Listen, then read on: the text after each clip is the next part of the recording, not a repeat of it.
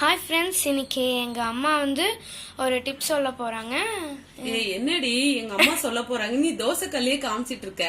சரி, உங்களை காமிக்கட்டுமா? வேண்டாம் வேண்டாம். சரி, என்ன சொல்ல போறீங்க? சொல்றேன். இன்னைக்கு என்ன நம்ம சேனல்ல டிப்ஸ் பார்க்க போறோம்னா, இப்ப வந்து நம்ம சப்பாத்தி சுட்டு சுட்டு இந்த கல் வந்து ஃபுல்லா கருப்பு சொல்றோம். அதனால பார்க்கவே கொஞ்சம் இதுவா இருக்கும். ஆனா தொலைக்கவும் ரொம்ப கஷ்டம் தான். இப்ப இதை எப்படி நான் கிளீன் பண்றதுன்னு சொல்றேன். இதை கிளீன் பண்றதுக்கு ரொம்ப ஸ்க்ரப்பர் எல்லாம் வச்சு ரொம்ப தேய்ச்சி கையெல்லாம் வலிக்கும், கஷ்டப்படுவாங்க.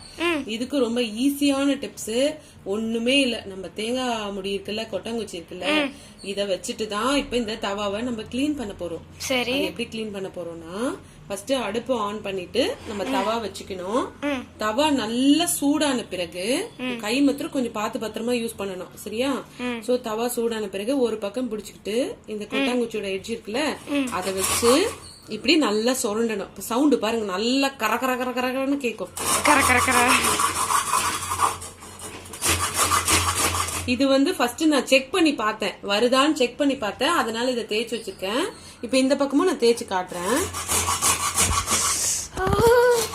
மேல கையில பட்டுருச்சு.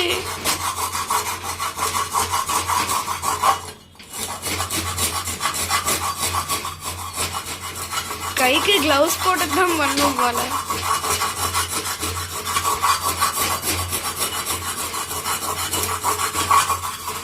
இப்ப பாருங்க, கொஞ்சம் இங்க போயிருக்கா. முதல்ல இந்த பக்கம் தேய்ச்சிருந்தேன்னா இப்ப இந்த பக்கம் போயிருக்கா. Before after. இருங்க, இந்த பக்கம் நான் கல்ல திருப்பிட்டு மறுபடியும் நான் சுரண்டி காட்டுறேன். நான் தவா மாத்திரம் கொஞ்சம் அந்த சூட்டோடு நம்ம தேய்ச்சோம்னா நல்லா உங்களுக்கு சுரண்ட போது ஈஸியா வந்துடும்.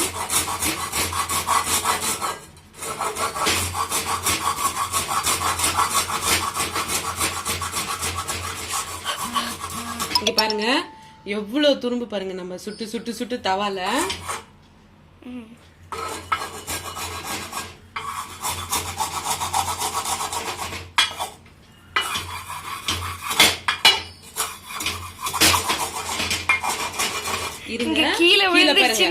ஒரு நாள் மாத்திரம் கொஞ்சம் நம்மளுக்கு அடுப்பு மேல எல்லாம் தூசு கொட்டும், நம்ம கிளீன் பண்ணிக்கலாம்.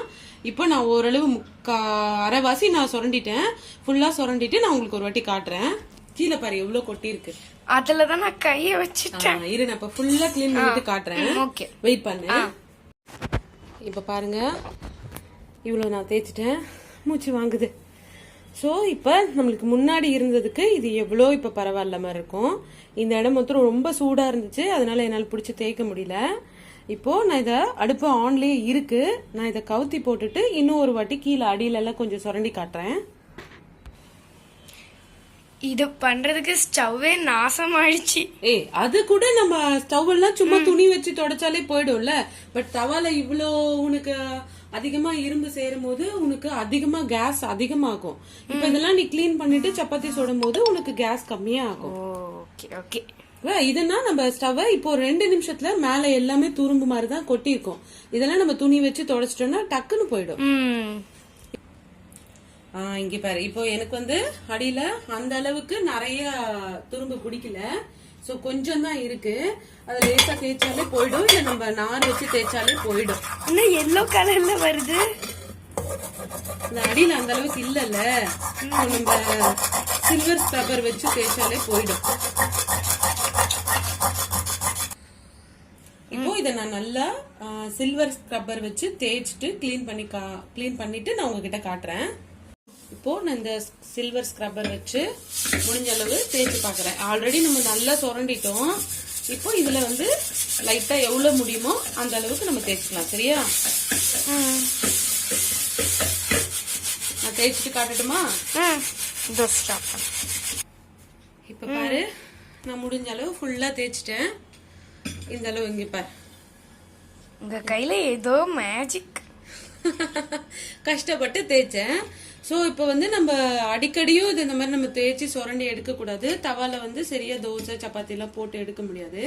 ஸோ நம்மளுக்கு டைம் இருக்கும் போது இந்த மாதிரி முடிஞ்ச அளவு கிளீன் பண்ணி வச்சுக்கிட்டோம்னா ரொம்ப படியாது. சரியா ஃப்ரெண்ட்ஸ்? நீங்களும் இந்த டிப்ஸை யூஸ் பண்ணி பார்த்துட்டு எப்படி இருந்துச்சு, எப்படி உங்களுக்கு சுலபமா இருந்ததுன்னு எனக்கு கமெண்ட்ஸ்ல சொல்லுங்க.